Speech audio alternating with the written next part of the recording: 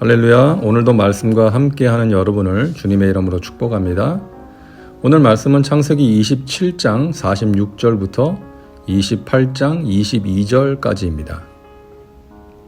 말씀을 나누기 전에 먼저 바로잡을 것이 있습니다. 어제 말씀 적용해서 혹시 리브가와 이삭처럼 누군가를 속여서 원하는 것을 얻으려고 시도한 적이 있지 않습니까? 라고 했는데요. 리브가와 이삭이 아니라 리브가와 야곱이죠. 바로잡습니다.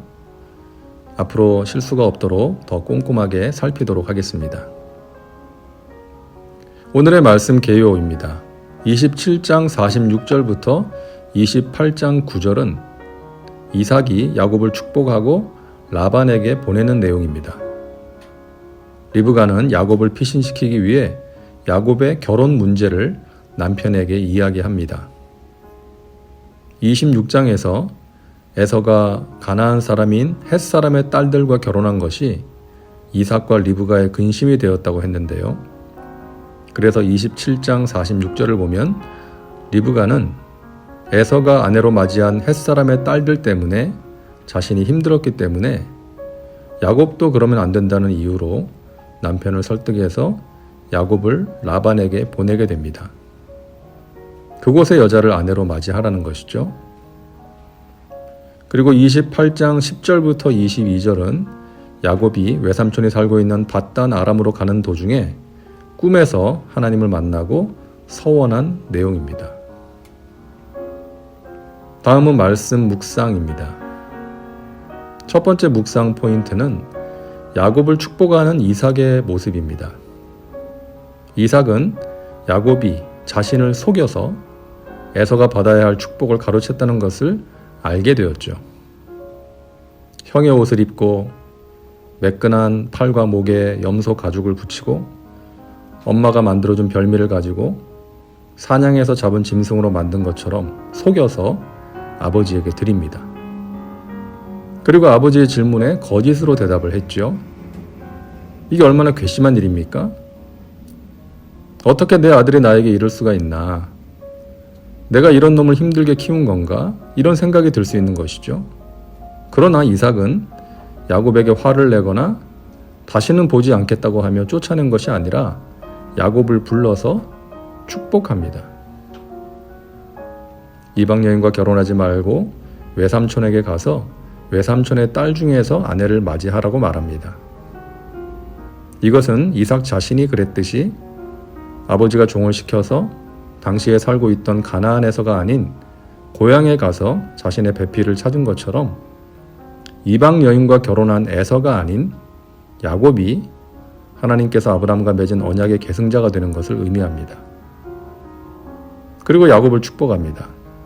전능하신 하나님이 너에게 복을 주시어 너가 생육하고 번성하여 여러 족속을 이루게 하실 것이다.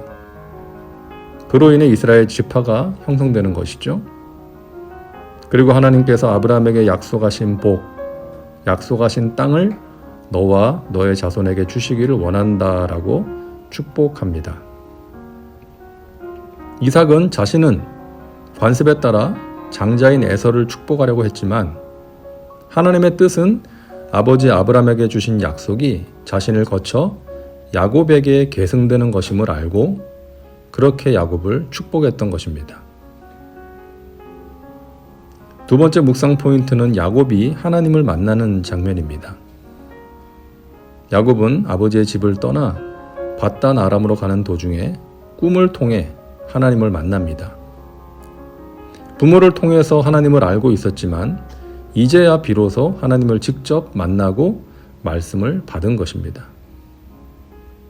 이처럼 하나님과의 인격적인 만남의 체험이 중요한 것이죠.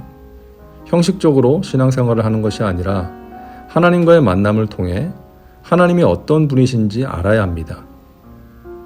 하나님이 나를 사랑하시고 나와 함께 하시고 나를 인도하시고 나를 향한 계획을 가지고 계신다는 것을 아는 것이 필요한 것이죠. 그럴 때 하나님을 사랑하고 내 삶의 주인으로 모시고 동행하며 살아갈 수가 있습니다. 하나님의 은혜의 소중함을 알고 그 은혜를 갈망하고 누리며 살아갈 수가 있고, 내 마음대로 살지 않고 하나님의 마음을 헤아리며 하나님의 뜻대로 살아가게 되는 것입니다. 야곱이 하나님을 체험한 상황은 그가 위기 가운데 있을 때였습니다. 힘든 상황이었습니다.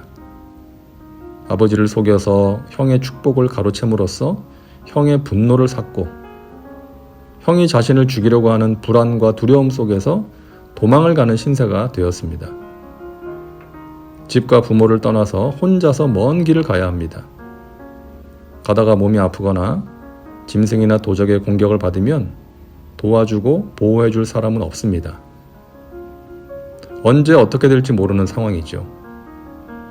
야곱은 가족을 속이고 가정의 평화를 깨뜨린 죄인이요, 생명의 위협을 느끼고 도망가는 도망자요, 먹을 것과 입을 것도 해결하기 힘든, 그리고 어떤 위험이 닥칠지 모르는 미래가 불확실한 사람이었습니다. 그러나 하나님은 그런 야곱을 찾아오십니다. 그리고 미래를 약속해 주십니다. 이처럼 하나님은 우리가 삶의 위기 가운데 처해 있을 때 찾아오셔서 희망을 주십니다. 어려움을 이길 수 있도록 힘과 위로와 소망을 주십니다. 시편 기자는 고백합니다. 주여, 내가 무엇을 바라리요?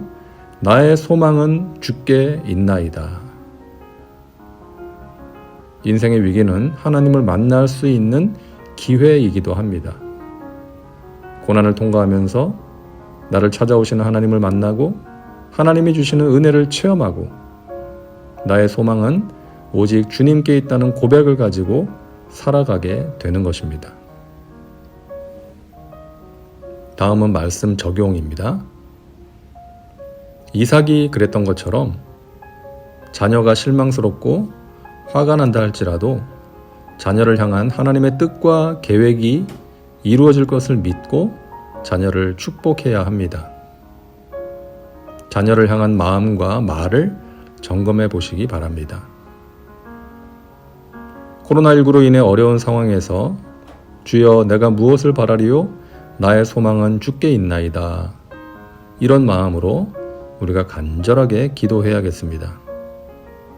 특히 교회가 매스컴에 오르내리면서 수많은 사람들이 실족하고 교회와 믿는 사람들을 향한 적대감을 가지며 전도의 길이 막히고 있는데, 이 땅의 교회를 지켜주시고 선한 영향력을 회복할 수 있게 해달라고 하나님의 긍휼과 은혜를 구하며 기도해 주시기 바랍니다.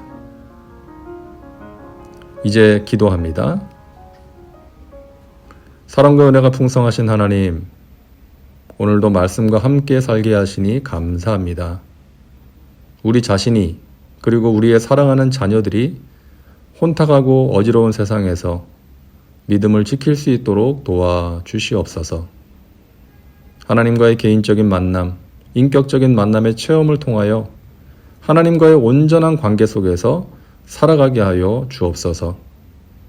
그러함으로 참된 믿음을 소유하게 하시고 인생길에서 만나게 되는 어려움을 이겨낼 수 있게 하여 주옵소서. 코로나19 가운데에서 교회를 지켜주시고 변화시켜 주시어 세상을 향한 선한 영향력을 회복할 수 있게 하여 주옵소서. 오늘도 우리와 함께 하시는 예수님의 이름으로 기도하옵나이다. 아멘. 오늘도 말씀과 함께 복된 하루 되시기 바랍니다. 이제 1월이 지나가고 있는데요. 말씀과 함께한 지난 한 달이 참 감사하고 2월에도 꾸준히 말씀과 함께함으로 주님께서 주시는 귀한 은혜 함께 누리면 좋겠습니다. 여러분 사랑하고 축복합니다.